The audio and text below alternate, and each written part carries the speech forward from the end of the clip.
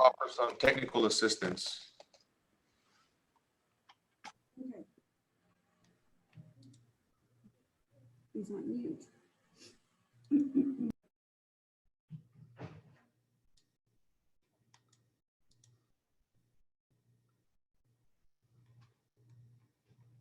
I'm getting some assistance with my video, Esme, so let me work on some.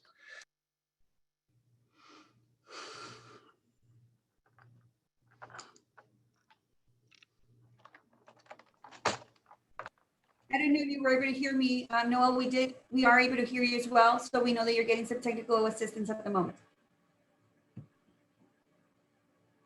Esme, unless the issue is I need to share my screen, so I have somebody coming over to help out with technical difficulties. So if you all wouldn't mind giving me a minute. Not a problem, sir. Thank you.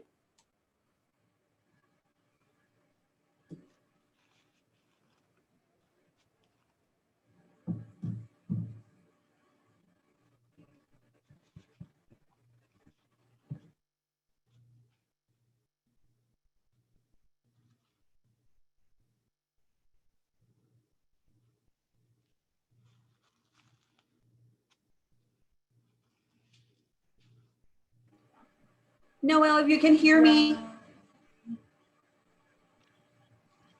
Oh, he tried again. Yeah, he's probably logging back down.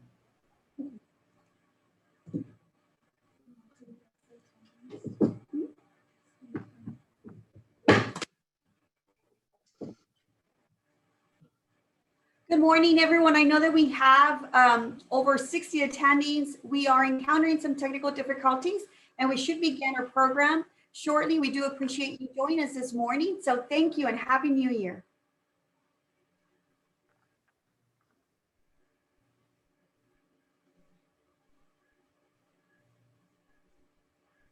Yes. There we go. There we Yes, go. good morning. Perfect. Hey, good morning. How are you guys? We're great and we're so happy to see your face and hear your voice and everything. I'm ready. I was like, I hope that's not a bad omen here. Happy New Year, everybody. Happy New Year, yeah. So I believe we're ready, Danielle. Maybe give me a second. We're going to go ahead and begin the Facebook Live shortly.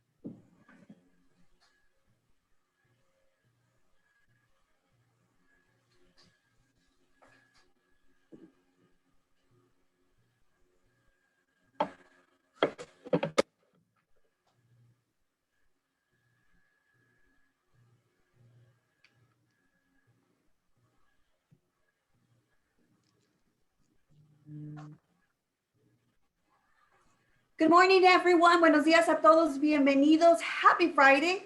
My name is Esme Villarreal. I'm the very proud president and CEO for your local chamber, the Brownsville Chamber of Commerce. What a great day. And we are excited that you're able to join us for the very first Friday with the City. And we're very excited and honored to be hosting the City Manager's Annual Update. We know we're happy that we started a new year. We're excited of the new things to come, but we're also very aware that we are still in the middle of a pandemic and it's ongoing. With that said, the Brownsville Chamber of Commerce, its board of directors, of course, its great staff, we want to make sure that you all know that we are here for you and your business. We're proud to serve our business community, regardless of an active or inactive status of a membership. We are committed. We are passionate to serve our community. And we are excited that even through the pandemic, our businesses were able to receive educational information of available grants, available loans to continue to remain open. With that said, before we begin today's program, we also want to publicly thank our community partners, the great City of Brownsville.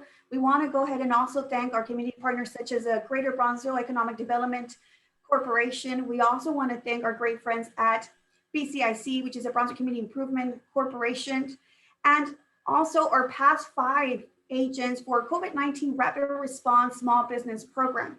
Through this program, your local Chamber of Commerce was able to invest more than 8,000 hours. We were able to reach out to over 900 businesses and conducted close to maybe 14,000 calls. With that, it was a great honor to really get to connect, or let me just rephrase that, to reconnect with our business community and better understand the needs of our small businesses, a medium-sized or larger corporation. Everyone through this pandemic were in need of actual assistance. We continue to serve our business community. We invite you to contact your local chamber at 956-542-4341 as we're able to better assist you should you have any further questions regarding the available changes to the Small Business Administration and any other questions that you may have. So again, welcome. It is 2021. We are excited. We are excited that your local chamber is, reconnecting once again, and we can't wait to see everyone in person. But we also understand that we have to continue to take the recommended precautions and make sure that for the safety of our membership, our constituents, and of course our team members, that we continue to use the available platforms such as doing virtual webinars. We are also very proud to update everyone that within this past 9 months, we have been able to reach thousands. I think we're close to maybe 40,000 people that have joined us through these platforms and be able to educate themselves and update themselves of what's really happening within our city. So as a member-driven business organization whose principal mission is to advance the business interests of its members, we are proud to continue to do so as a local Chamber of Commerce by leadership, by involving ourselves in civic engagement, promotion, support, and advocacy. Once again, on behalf of our great board of directors and our staff, thank you for joining us. We're excited to be able to continue to humbly serve you and of course, the region of South Texas. Before we begin, I would love to introduce our chair of the board for fiscal year 2020-2021, Mr. Antonio Tony Rodriguez. Tony, welcome and good morning. Good morning, Esme. Thank you. Thank you for the introduction. And good morning and welcome. We're excited for a new year, like Esme was saying, and we're grateful for your contributions, continued support to the Chamber of Brownsville. We value your contribution and want you to know that we want to thank you to your loyalty and the membership, and we continue to serve our business community through these unprecedented times. Today, we are honored to speak to our city manager, Noel Bernal of the City of Brownsville. Let me do a brief introduction and bio and read a bio of Mr. Bernal. Mr. Bernal has served communities in South, Central, and North Texas throughout his 10-year professional career in public service in an executive leadership capacity. His career began in small cities. As city administrator to La Villa, he oversaw the development and implementation of a multi-year financial plan leading to the city's first bond insurance for critical wastewater treatment plant improvements. He transitioned to Farfurias to the city council manager form of government, serving as the first city administrator, overseeing the coalition and independent utility governing board and operations into utilities department, development of a capital improvements program, cost of service, rate study, and debt funding.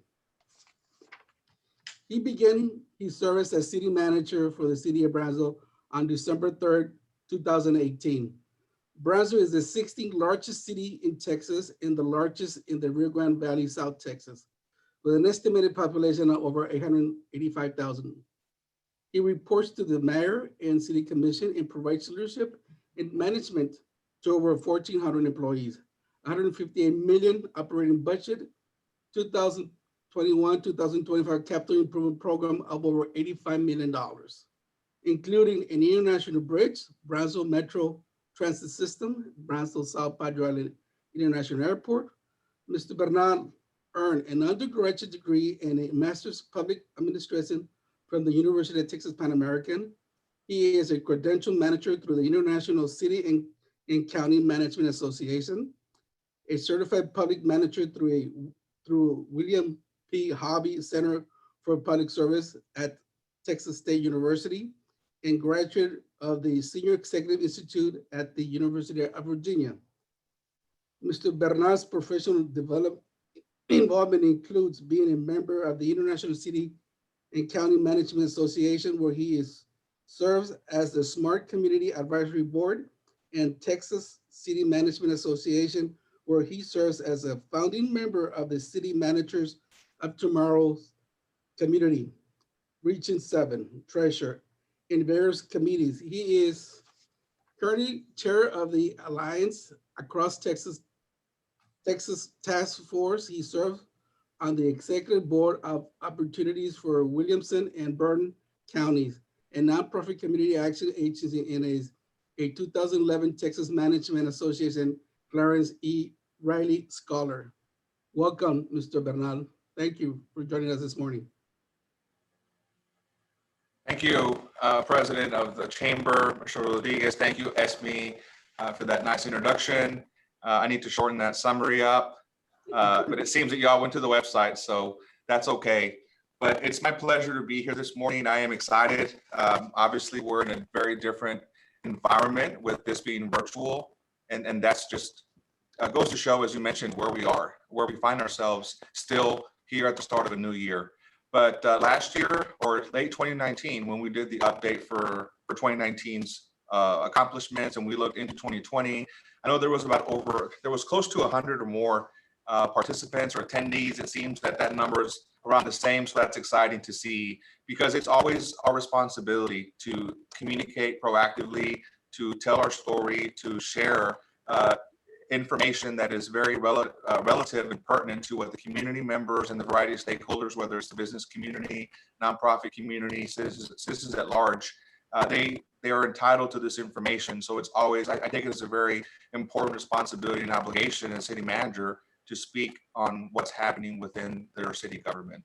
So I'm going to share my screen, and we'll turn my video off so that everything can function properly. I don't want to cause delays. So let me share my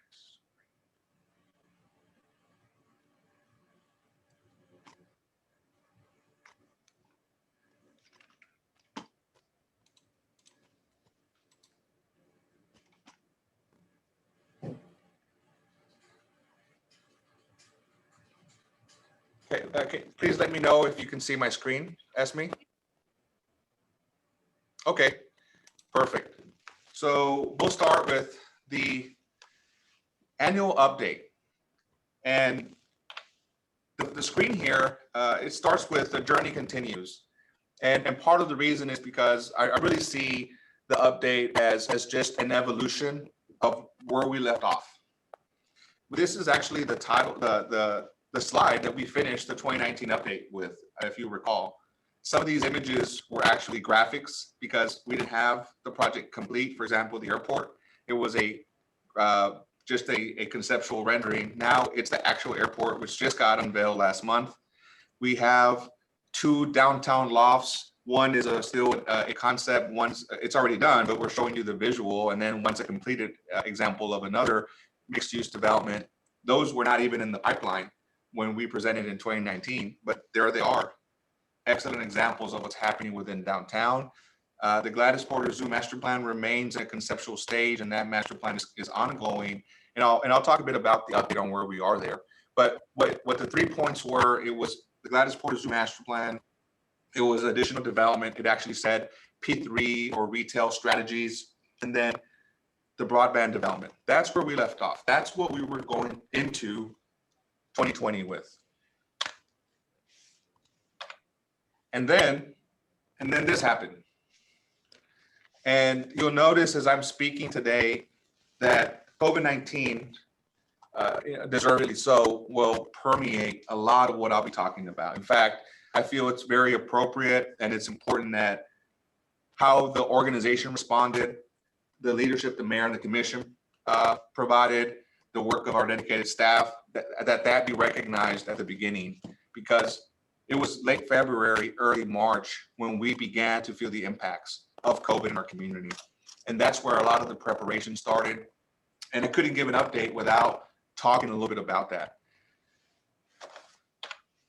So this is just a quick snapshot and very high level slide that talks about what we undertook as an organization. We've been asked to share our story nationally through the International City County Management Association, through another national forum, and then other members of our staff have done the same in their respective areas and professions. But because of how we handled COVID, our story got out. Our police department, and I want to give credit to Chief Saketa and his team, early on, they identified a firm that was providing pro bono services for pandemic planning. Cities do continuity plans. Those are basically emergency management plans for hurricanes, floods, natural disasters, things of the like.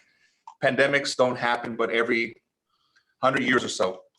And those plans were scrapped. And we dedicated, our leadership team weeks before, dedicated time to build continuity plans that could withstand the pandemic for periods of 12 to 18 months. Early on, we set expectations and we were mentally focused and prepared to be right where we are here almost a year later because of that preparation. We employed different tools such as teleworking. That was a first for our organization. The public sector, while this is happening already in the private sector, think technology companies, the Googles of the world, it's not very typical in the public sector, but our commission and mayor supported this. It became a tool that we use to ensure continuity. So we did that. We did shift to a virtual environment, to a work from home environment. At its height, we had about 17% of our employees, which is around 300 employees, working from home at one point in time. And a host of things were done. I think we were able to mobilize and do a lot of things, shift services from parks, library, et cetera, very seamlessly. And we're able to do a lot of these things because of the work of our culture. Coincidentally, in February of 2019, we finished a leadership development program with directors. And I attribute the relationships that had been established to our response. We didn't get in our own way. We were able to focus on the task at hand because of that preparation work that we did. So that leadership mind shift to not dwelling on how could we have avoided this, we were thinking about how do we need to be responding to support our community, our employees, our businesses in the community. That became the prevailing focus for the organization. What we also did is we amended, I showed you on the slide of some of our key goals, we amended our work plans, or that's what we use to gauge and measure our performance and our progress. Those were updated in April of 2019. So we had to pivot and we used a system of high, medium, and low impact so that we could communicate to the commission what might be delayed, what needs to be canceled completely, what projects may not happen at all, right? But we wanted to share those expectations very early on with the commission. And then also, most work plans actually grew. There was a lot of stuff that wasn't in the work plan that had to get added because of what the pandemic caused. As a community, and this is where I realized where the audience may want to know, okay, well, what else happened? Well, because of what the organization did within, we were able to do a lot of other things. The mayor and the commission have been supportive. I can't say enough. Their leadership sets the tone. At the end of the day, however well-intended we might want to be, whatever ideas we might have, the support of the governing body is absolutely critical because that allows us to work in confidence to implement things like the first testing site for COVID-19 in the region led by a city. This enabled us, because we know our community, who better than us, right? The federal government, the state, they don't know Brownsville. We know Brownsville. The community knows Brownsville. The elected officials know Brownsville. We know who we serve. We know the challenges. This drive-through site, we were able to prove to the state that we could handle this, that we had the resources, And it allowed us to provide free testing to the uninsured. It allowed us to be a big brother, so to speak, or a partner to Harlingen, because they eventually came on and began to use this site as well. But this was a big win for us because this gave us data. This informed the measures. This helped shape the policies that were implemented and the shifts that were made as an organization because of the data richness that we had here. We had the UT School of Public Health and others that partnered and supported, but this was a great thing that we did in support of our community. We also, knowing our community, got to the point where we couldn't just rely on virtual strategies. We had to literally go boots on the ground, and that was a campaign that was led through our public health department and others to get information out on COVID. There was a lot of cross fertilizing of the work that was going on with the census. At the same time, the census plan that we had also had to be scrapped. We had to reimagine and do that differently. But that enabled us to get out to our community in the way that we knew we needed to. Also, our communications team, they created a platform. We did have a strong virtual presence. This was a one-stop shop. The BTX Cares, and is still alive at the moment.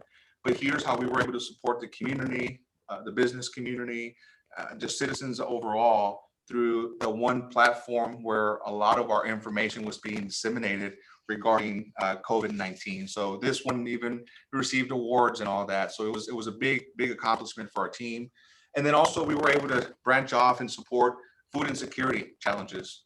That also became very evident. And we work with the United Way, and there's a lot of successful stories of being able to work with displaced employees, help serve our community in large quantities with meeting their needs during the pandemic.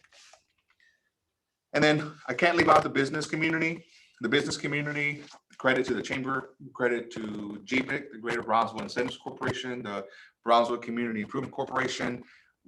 Several things were done to support the business community. We were able to facilitate curbside services for downtown restaurants. We waived the parking in downtown to support businesses. There was a parklet established, which is the first to allow for outdoor dining. A lot of resources were put into supporting for small business loans, small business grants, things of the like. Some of this state federal funding, some of this local funding to match and leverage outside resources. A lot was done. I believe we were the first community in the Valley as well to support small businesses. So there were a lot of firsts for Brownsville, but a lot of this we couldn't have done without the support of our partners. We also work with TSC, for example, and UTRGV. We created an entire new curriculum with their support for disinfection training to improve the consumer confidence of our customers for restaurants. If you walked in, there was a badge that they created or a certificate that was displayed for consumers to know. If I walk in here, they're trained. They know how to handle food safely in a COVID-19 environment, whereas before, that wasn't always a skill set that was possessed. Same thing with disinfection, the technology courses. There was a focus on helping shift small businesses to a digital environment. Some did not have that in place. That was provided through a partnership with UTRGV. So I've touched on what we did as an organization within, how that manifested itself to support the community, and then also to support the businesses. All of that was done through the CARES funding allocation that we received. The city was a direct recipient of $10.2 million of federal funding, and this was passed down through the state, but that is what enabled us and supported our ability to do what I just shared. And because that happened in the way that it did, it allowed us to execute a lot more seamlessly. I'll touch on here next the financial situation for fiscal 2021, but same thing with CARES funding. We were able, if you look at the personnel costs, a lot of the costs that were born into our fiscal 20 budget, a lot of that we were able to get back for services that we used in support of COVID, and that allowed us to create some contingency plans for our fiscal 21 budget so that services wouldn't be reduced and we didn't have to be enduring cuts and things of that sort. I want to cap the COVID part off with thanking our first responders, thanking our city commission. They were they've been tremendous supporters and leaders throughout the entire time. I can't say enough. You know, working with them has been a pleasure. Our staff, they have been hands-on in putting together Facebook panels, the mayor, different commission members. They have had different topics that have come up in COVID, from mental health to a host of issues. And they've been panelists, they've facilitated, they've been hands-on. And that goes a long way because they're working side by side with us, right? They're hands-on. They don't get paid for what they do, and they do it with a willing heart. And for us, it's great. They've also provided leadership by being very proactive up front with very strict measures. And also on the back end, as the state opened things up, they've been more conservative, always keeping the community's public health and safety in mind. At times against the grain, so to speak, but it's because what's best for Brownsville is best represented by its local elected officials. I want to start now just talking about our finances. What is our financial situation? COVID has disrupted households, companies, sectors, you name it. I don't know that there's an immune sector out there. Everyone has been touched in some form or fashion financially. For Brownsville, fortunately, we had implemented certain strategies in fiscal year 2020. And some of that I may have touched on in the 2019 update, but really the benefits came to life in 2021 in the preparation for the 2021 budget. A quick example of that is in the 2020 budget, we had a higher than average or higher than typical growth in our commercial tax base. One of the things we opted to do was to implement a philosophy of being more flexible, being more insulated from market shocks. And we, for example, backed out the transfer that our general fund would historically rely on. We reduced that back to 2018 levels and instead used some property tax revenue to replace it. And that proved to be valuable because during COVID, the bridge was partially shut down for certain activities. And it actually reduced revenues by almost $1 million or close to 16% or so. And we were prepared to absorb that because we had already reduced that dependency from our general fund. One of the things we also did in fiscal 19 is we refinanced our debt portfolio. We've continued refinancing debt to take advantage of low interest rates. And I'll talk a little bit about that during our CIP, but it's put us in a position to continue to support the growth and development that's happening in the community through the low interest rate environment that we have without increasing property taxes. That goes a long way. There's upwards of around $40 million of flexibility to reinvest in our community. We had started in December 2019 working on our first 5-year financial forecast. That was concluded around March, April of 2020. So right when COVID began to hit, we were finalizing that plan, and we began to meet with a subcommittee of the commission, a budget committee, and we've extended that philosophy to apply it to our landfill transfer, to our utilities transfer, so that we can become more resilient, less dependent on different transfers to support general fund. And what we also are doing is instead creating pay-as-you-go funding techniques. So as we replace needs in the organization from, let's say, our capital equipment, we want to have cash streams where if we need to cease any of that activity, we have that flexibility because it isn't a fixed cost that we have borne into our budget. We also increase our 90-day reserves. The reserve policy used to be around 15 to 18%. Now we've increased it to 90 days or 25%, and we've already filled that bucket up at the end of fiscal year 2020. We actually ended fiscal year 2020 with the unaudited number of revenues over expenses at over $9 million. So just want to share a little bit about the payoff because of the work that was done in the prior budget. For the fiscal 2021 budget, this is one example of how COVID, again, was an overarching theme. We called it the Renew, Reimagine inflection point budget. That was every budget we developed has a theme. This was the theme because we really saw COVID as an opportunity to pivot, to get better, as an opportunity to look at everything with a fresh set of eyes. Some of the things that led to some of the outcomes of that is when our facilities were closed, we had fixed costs to support them, but no revenue coming in. The commission during the budget and working with the Children's Museum, they have growth needs to expand their footprint. We had a Ringgold that was shut down, and we had begun analyzing that facility in April of 2020. So what we ended up showing the commission is data, and that facility will be closed down to allow for the expansion of the Children's Museum.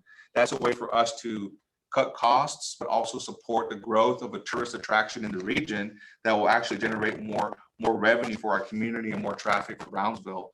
We also assessed, and this one's still not definitive, but we did take that same approach, and we even looked at the event center. And I know that garnered more discussion, and the commission still wants to evaluate that. But it's that similar. My point there is that, we really took some bold decisions forward, and we at least discussed them because COVID was an opportunity for us to look at things differently. We need to make sure that we're building resiliency and sustainability financially for the long term.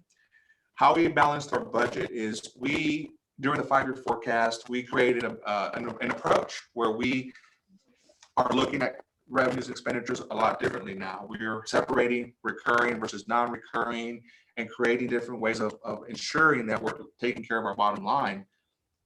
Yes, sales tax is what's been impacted the most. That's for most cities. I showed you all the CARES pie chart. We took some of that CARES reimbursement and we plugged it in to create a sales tax contingency fund of almost $4 million. We are being very conservative. We used a sales tax consultant that helped us evaluate our data and run some scenarios. And basically, the worst case is what we're using here of about 15% decline. We'd be able to absorb that with that contingency fund in fiscal year 2021. So far, we're not seeing that. We actually ended the year to the positive, and we're seeing also positive. The first couple months in 2021 have also been one, not so much, but the current month did come up with a double-digit increase. We also extended a hiring freeze. That was one of the various tactics we used very early on. We maintained that into fiscal 21. And then what we did as well is we changed our sales tax policy. We determined that we were not accruing, which I don't want to get technical here, but we were able to change our policy to account for one additional year and match our 12 months from October 1 to September 30th, which led to a one-time ability to have $2.1 million of additional revenue, which I'll talk about how we're using that to leverage that and help us become more agile and resilient after fiscal year 2021.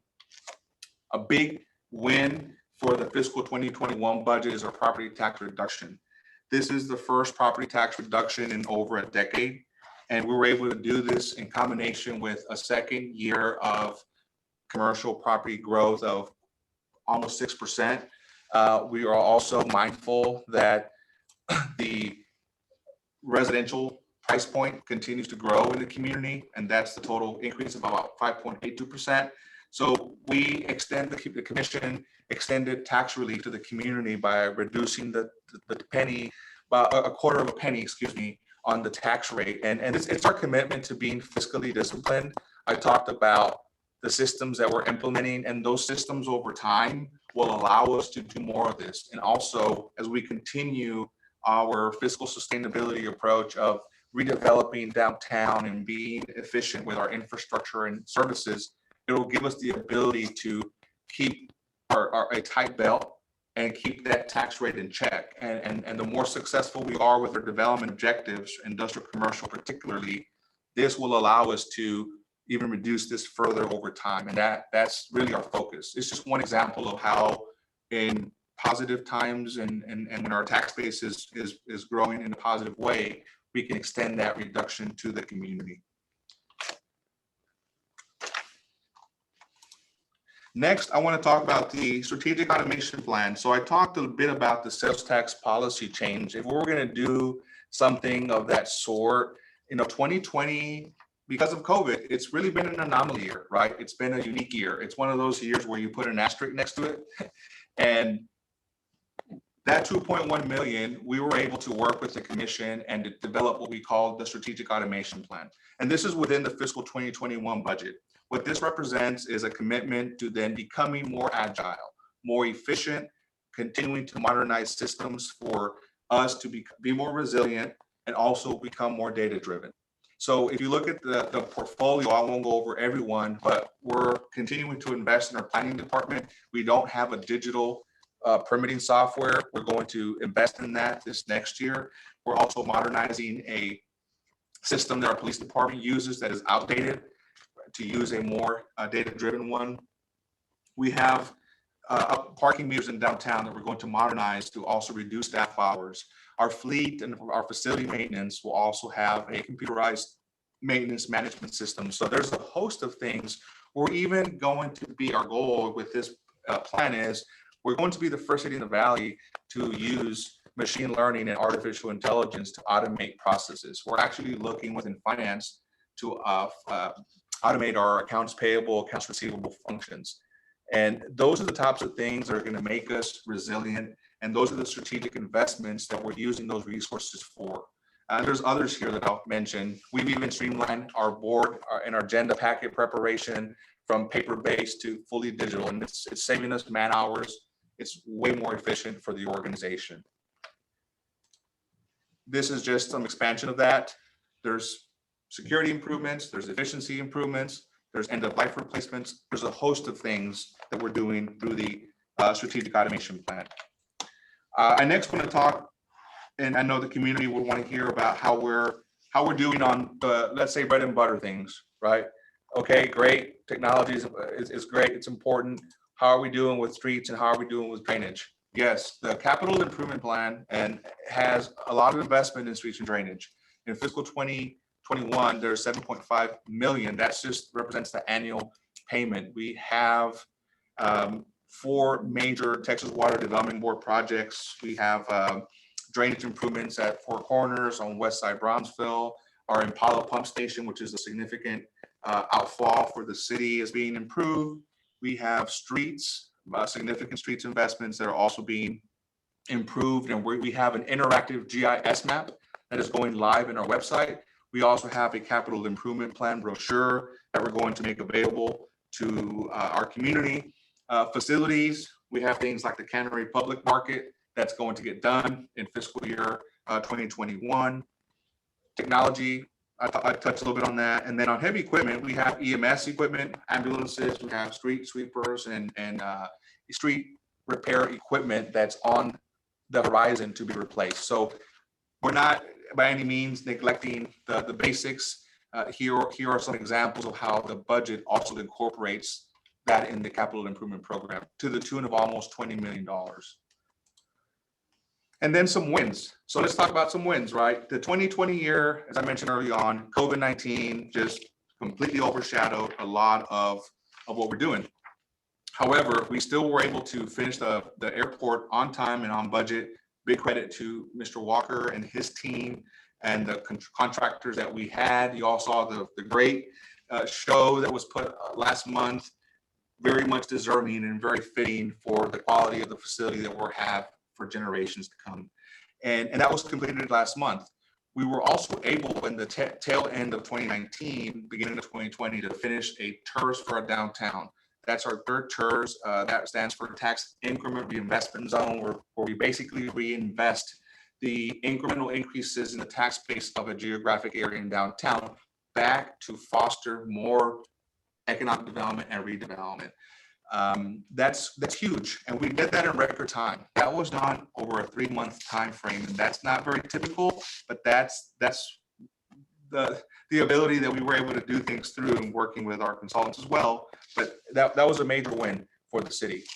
Other things we talked about, the Gladys Porter Zoo Master Plan did start. Now, this is a bit delayed, but it was intentionally delayed.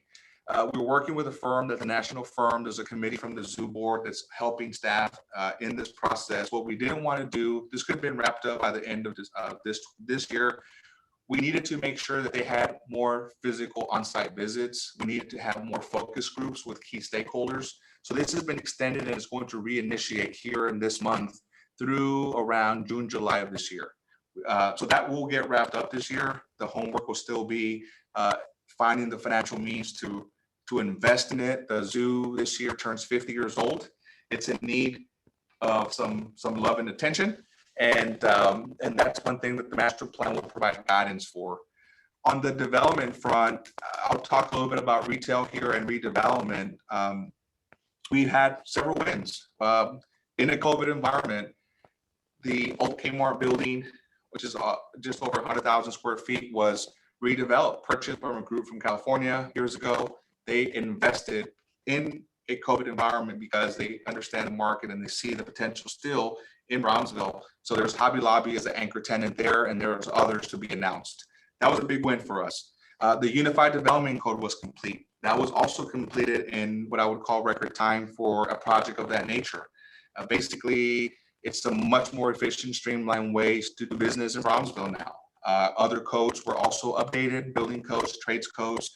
We implemented form-based codes, which is a unique set of codes to help with downtown redevelopment and historic preservation. That will aid and support the continued investment in downtown. And we had 2 commission subcommittees that met throughout it was around a year and a half total, which again, seems like a long time, but these projects take a lot longer than that, or can take longer. So big kudos to the planning staff on that. Tesla was announced late last year. That's the signs up, that photos from yesterday. So those are the tops, and there are others that I could share, but these are some of the highlights that I wanted to share with the community.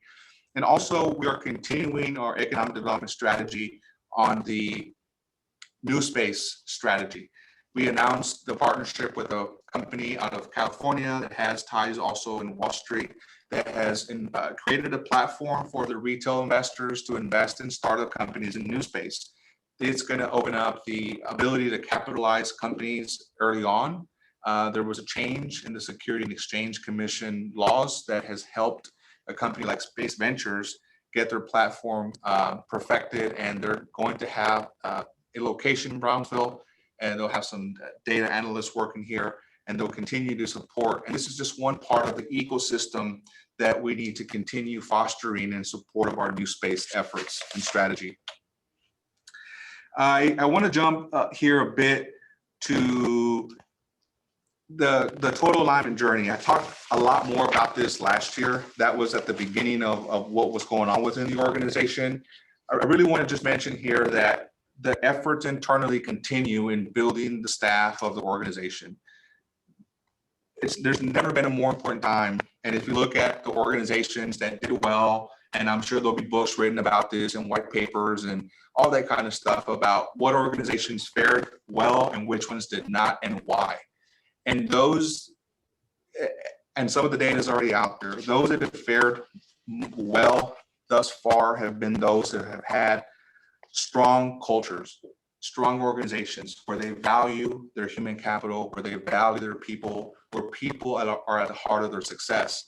And we've implemented a very robust organizational development set of strategies to start with improving the leadership skills of our executives, a program called Effective Motivational Leadership. That was completed in February, right before COVID hit. We've extended that and continued developing a curriculum in partnership with UTRGV for our middle managers and all the way to our frontline employees. It's called our PDP, or Professional Development Program. We also pivoted. UTRGV pivoted with us. We didn't stop this. It went virtual. And you have a photo there of, we now have 65 employees that have gone through 2 cohorts where we're building leadership, we're building skills within the organization. We're also furthering the use of change management techniques so that we become what's called a change competent organization, or in other words, as change happens around us, a lot of it we can't control. Think of the pandemic. We have developed systems, processes, and disciplines internally so that we can change and not get in our own ways. We know how to manage change, and change is our friend versus our enemy. And that's continuing with another cohort. And then we're still investing in our leadership thinking, our leadership strategy. We actually had 2 book studies in light of COVID. Big credit to our team. One was focused more on strategy. One was focused more on technology and its role and how it's impacting organizations. So we're learning so that we're understanding the trends that are impacting municipal governments, that are impacting different sectors, so that we as an organization are making the right strategic moves. Some of the technology that helped us was we updated our website. but we also invested in Office 365. We didn't have a platform to engage in teams virtually.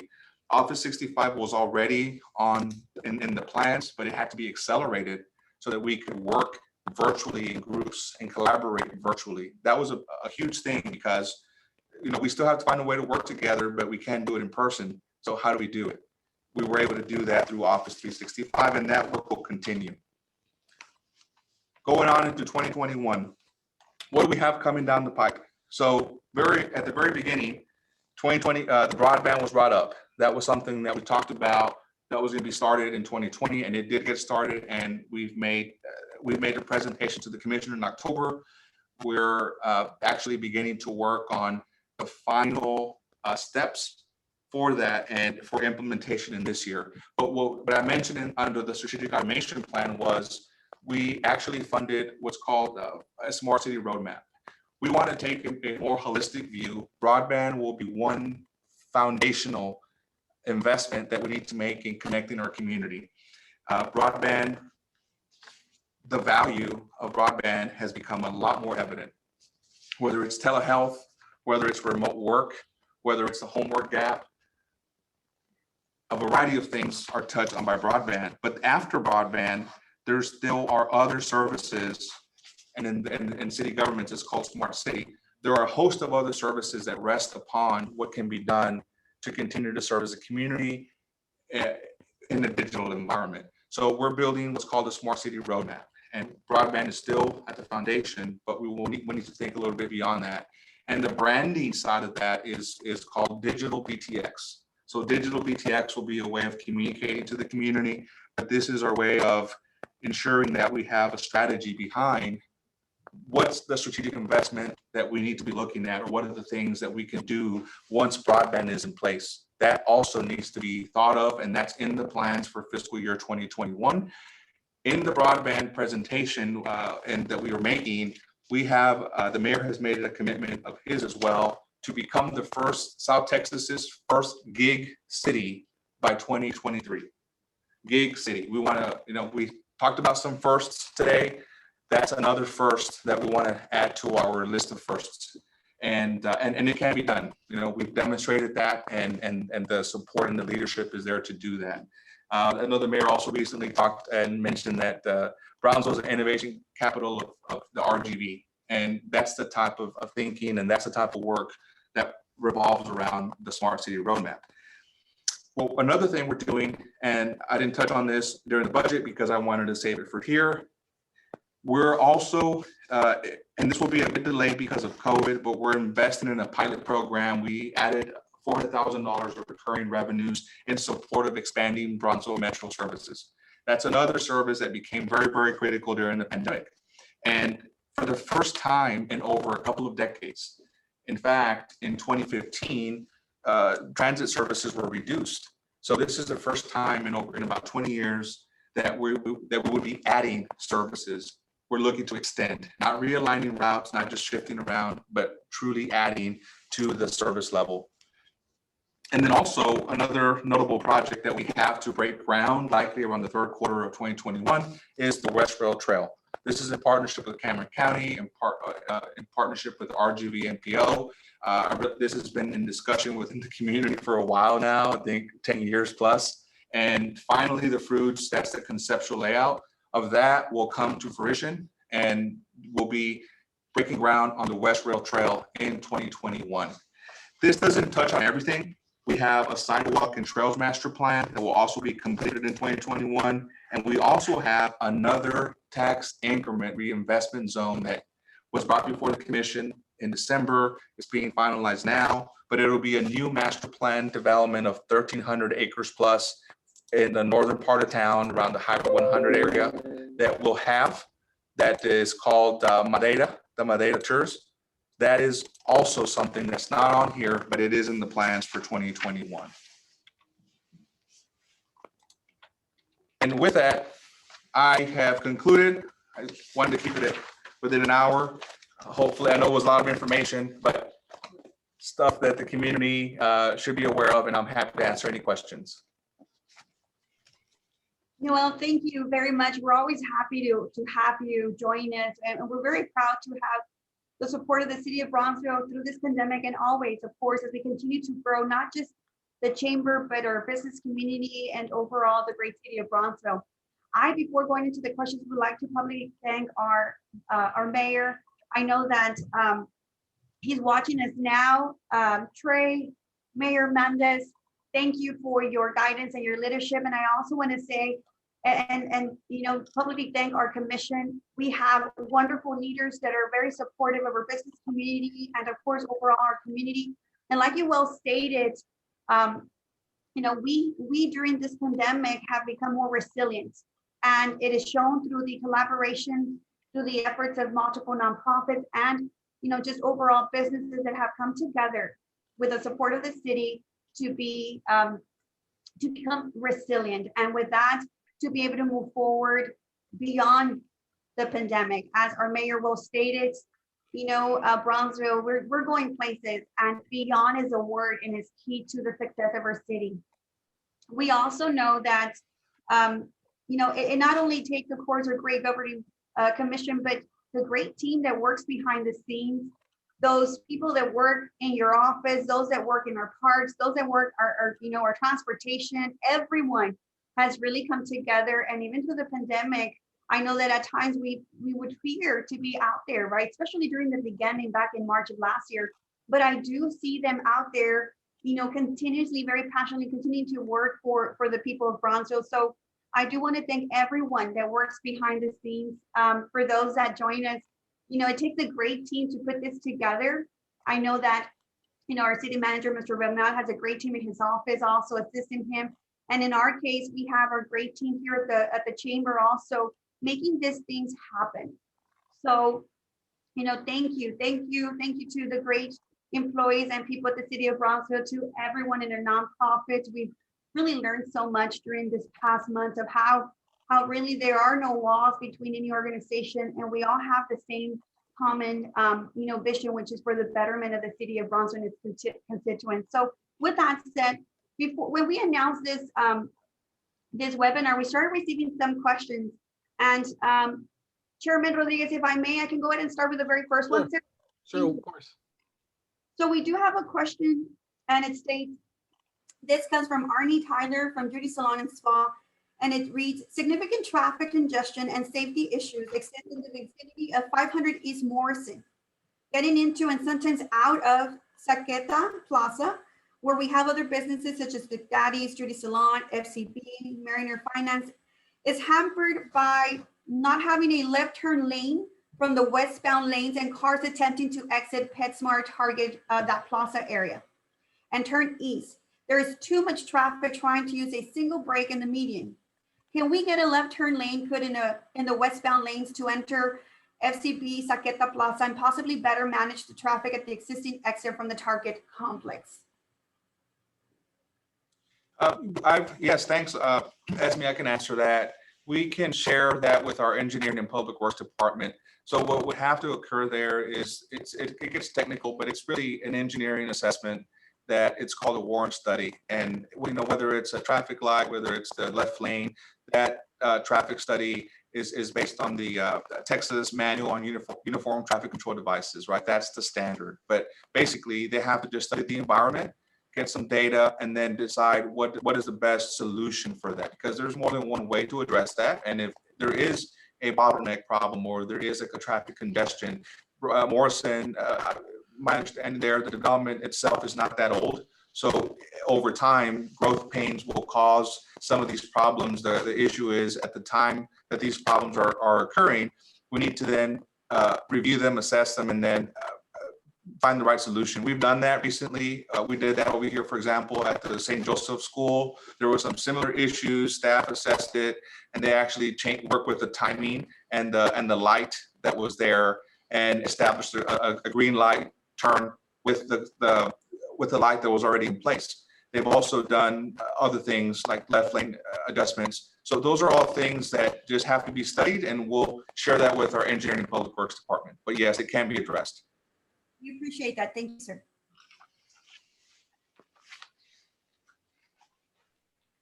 We'll take the next question. or Yes, sir. take it? Oh, great. Okay, so we do have another question, and it comes from Gloria Ocampo, the CEO for Friendship of Women, and it states, Friendship of Women is the only domestic violence shelter and rape crisis center for the city of Brownsville. What priority, if any, will the city extend to the essential workers serving this population when it comes to the COVID vaccine? Every year, we serve approximately 350 individuals with emergency shelter. Thus, the exposure my employees, essential workers, have to COVID-19 is very high. Okay, yeah, sure. That so the city, the public health department and the fire department is taking the lead in coordinating with the state and the county. So the state is who's taking the lead on the vaccination distribution. And there's a strategy out there that has 3 phases. It involves a group called it's a 1A, 1B, 1C. It starts with first responders, the elderly population, and things like that, and they work their way down. There are issues at the time with limited vaccine availability. That's something that we're staying on top of. We've actually applied, the fire department has with our public health department, for us to be a vaccination provider. We have an EMS certified fire department, so our firefighters are EMS trained as well. There's one that we're partnering with the county for next Friday, where our firefighters will actually be administering the vaccinations, and we've sent that update to the commission, in fact, today. That's as recent as yesterday. So we don't make that determination, that's predetermined, but we are coordinating to ensure that we can bring, similar to the drive-through testing site, that we can get the vaccinations here in large quantities for the various groups in our community as soon as we can. Thank you. I have one from our partners across the river, Jorge Luis Armanza. He's a delegate for the state of Tamaulipas government, and he's actually asking, what are the economic development projects and goals to improve Brownsville and Matamoros business relationship? I know right now it's a little bit difficult, the challenge we're having, but. Right. Yeah, we have so the Director of Government and Community Affairs actually takes a lot of the lead here. And that role is a 1.5 years old. Before it was a liaison. We've ramped, that position was reclassified to make it what it is because of the importance of fostering that Matamoros relationship. Our mayor has actually himself become very engaged, and he has been visiting Matamoros and taking a very hands-on role because of the shared economies that we have, the manufacturing component, even tourism, the bridge situations. And we've actually worked recently on a border transportation master plan in partnership with a broad group of stakeholders. So there's a continued proactive approach to ensuring that what happens in Matamoros is also something that we're heavily focused on, because we're intricately linked. And I can share, I don't have the examples to say other than we have a relationship that is open, that is being led by our mayor and director of government affairs, and we seek to help each other out on a wide range of areas: security, economic development, etc. Thank you. I do have a question coming from Alan Novello, owner from Cardi Express. He mentions the following: for first year businesses that did not qualify for anything, and I'm assuming he's referring to assistance, financial assistance, will there be help for them? Or is it just for those that have been in business for a longer period of time? That's something that we would have to work with, like our BCIC partnerships, or they have some requirements might be local, some requirements might be state. Like, for example, we work with SBA a lot.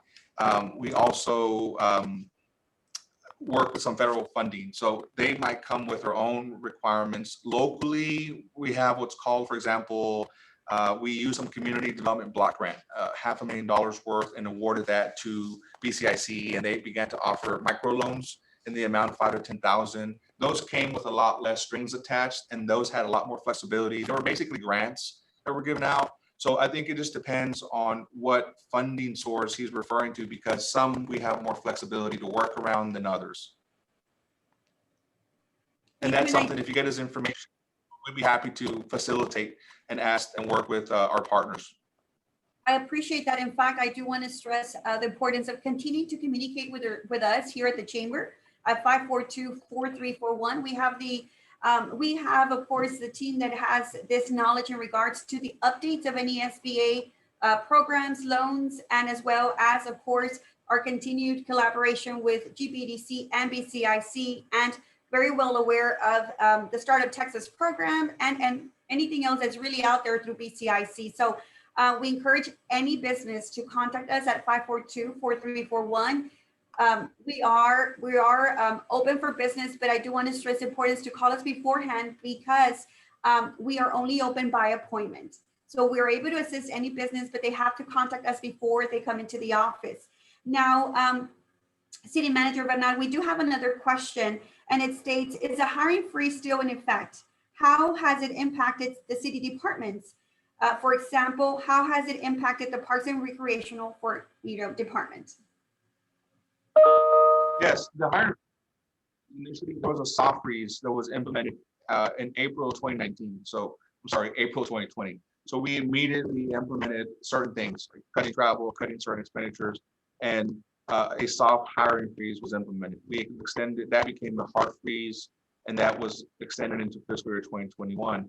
We've developed an internal approach to how we're going to fill positions up based on the prioritization that was developed based on the services. So for example, what we've done a lot of is, because of the work that we did on the continuity plans and things like that, we've been able to, from within, reassign employees and reassign staff. Like, for example, our library employees, when they closed, a lot of them supported other departments, our cost center, our city secretary's office, things like that. For parks, we do, there was somewhat of an impact there because we didn't hire seasonal employees, we didn't hire part-time employees, like we didn't have recreational programs. So some of that was immediately impacted, but we're looking to restore some of that now with the new year. Typically things like parks maintenance and the like, there's a decline in the latter part of the year because of its winter fall. So it's not a big issue. So those are the areas where it becomes a lot more visible. We're working to restore and ensure that for this year that we can have some of those staff members added back to support our service levels. So there has been a slight decline, primarily because of COVID. We're looking to restore that here in this next year in a very tactical way within our budget. And thank you, I appreciate that. I'm trying to see the screen. I'm sorry if you see me going crazy here, but I'm trying to see the rest of the actual questions as they come in, but I'm encountering difficulties. Tony, would you please? Yeah, I think I got one. Well, I think it's a comment. I don't think it's a question, but let me see if I can try to do my best. Can we do a better job outside the e-text website to promote items? Many times I don't hear anything from the city until I listen to it from friends. For example, the fireworks show with the Christmas tree lighting was attended online. I believe there were 20 people watching live. Many people were asking, what are the fireworks for? I think the city communications department can do a better job. Again, this is a comment, not a question. Well, that's good. And you know what? I'll answer that and I'll speak to that because it's an opportunity to highlight. So the interesting part is before we did not have a communications department.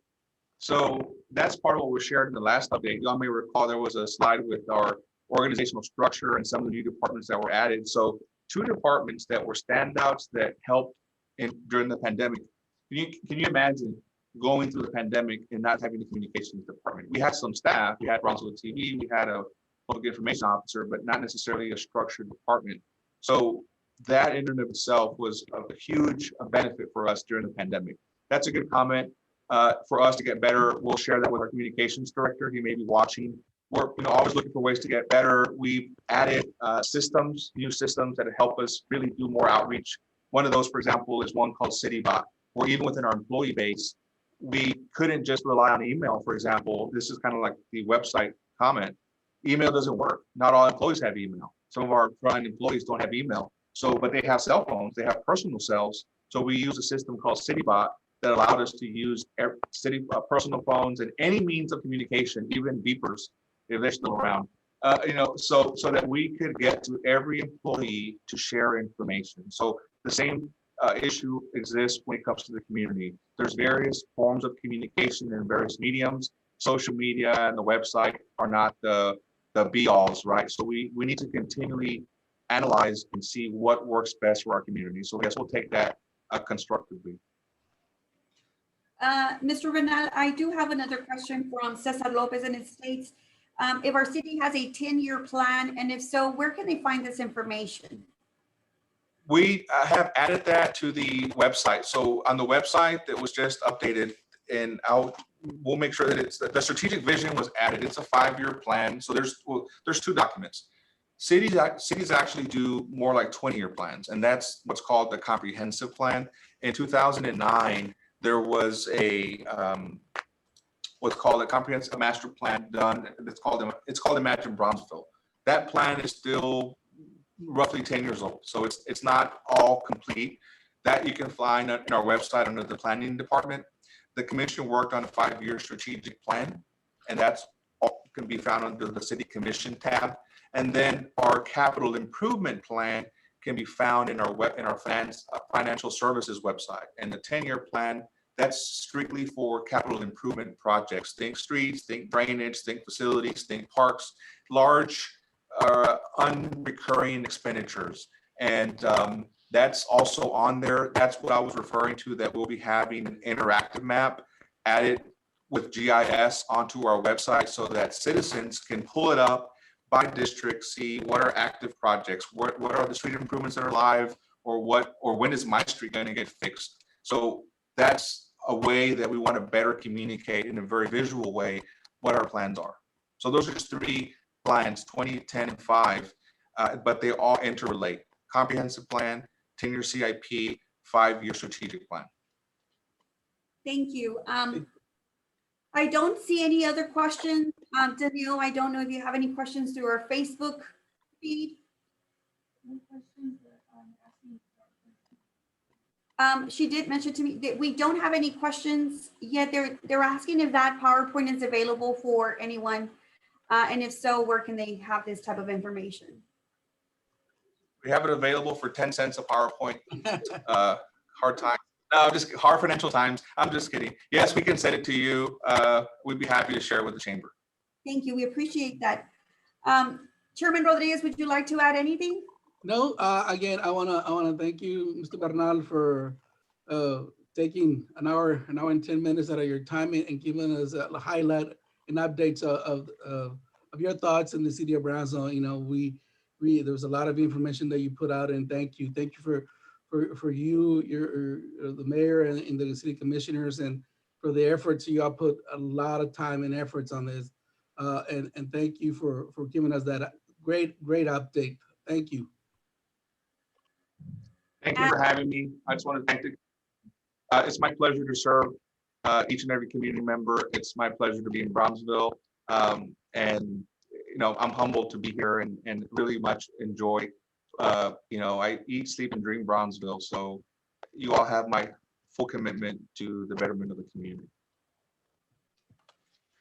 You know, we just had one last question, and I think it's important that we address it simply because, of course, we're binational, bicultural, and bilingual, and we're proud to be on the border. We do have a question in Spanish that states if there's any perhaps opportunities, or are you planning to do more of Spanish presentations or be able to communicate all this great information in Spanish? Thank you for that. Yes, what we'll do, we can do that. Maybe what we can do is a pre-recorded one with communications. I'll actually work with our team to translate the current one to Spanish, and perhaps on the back end of that, I'll work with Mr. Romero to pre-record one in Spanish that we can make available. Or if you want to present it to the chamber, whatever means, I can do it live too.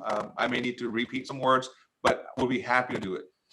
And if I may, I'll go ahead and answer that in Spanish. Para la persona que mandó la pregunta en referencia a si podemos tener este tipo de seminarios en español, el señor Noel Bernal acaba de dar su palabra que va a hacer un seminario en español, y puede ser de varios formatos. ya sería decisión de la ciudad de Brownsville, pero se puede ser algo pregrabado o nosotros como Cámara de Comercio nos da mucho orgullo de tener a los representantes de la ciudad de Brownsville y podemos tener un seminario en español y lo podemos planear y con gusto invitamos a todos para que nos acompañen y lleguen a aprender más de lo que pasa en nuestra gran ciudad de Brownsville, Texas. With that said, Noel, it is with great pleasure to have you as always as a guest speaker. We are excited of what's to come and continues to grow here locally in the great city of Brownsville. As you all said, you dream, you live, you everything Brownsville, and that's who we are too. We're so supportive of our city, and we really can't wait to see our city continue to bloom, our businesses to reopen for those that have yet to reopen. We can't wait to see our economy thrive. And that's what we're here for. And that's why we continue to have these type of platforms, as it is of utmost importance to us to educate our community of what's happening, as we at times don't know, and not because of a lack of actions being taken, but simply because we're all trying to move forward through this pandemic. So with that said, sir, we're appreciative of your time, your efforts, and the great leadership that we have. Again, we thank our wonderful, fierce, nonstop City Mayor Trey Mendez and the Commission, which are 100% in support of growing our business and of course supporting our constituents here in the largest city in South Texas, which is our beautiful city of Brownsville, Texas. Once again, before we adjourn, I do want to thank our great leadership, our Brownsville Chamber of Commerce Board of Directors. Chairman Rodriguez, thank you for your time, sir. We appreciate your time. And then of course, all of our other board directors that I know are watching us as well. Our team at the Brownsville Chamber, I do want to express my gratitude to Danielle Rodriguez. She's a director of marketing and programs. And all that you see here, she's behind the scenes, like you have your great team. She is wonderful. Yes, thank you, Danielle. We appreciate you very much. And we wish everyone a wonderful Friday, but we also wish everyone much success this 2021. We wish everyone to have a great health. With health, everything else comes after. So everyone have a great day. And don't forget to wear your mask. Yeah, there you go. Perfect. We still continue to live in a pandemic, but we're the only ones that can control the spread. So everyone have a great day. Thank you so much.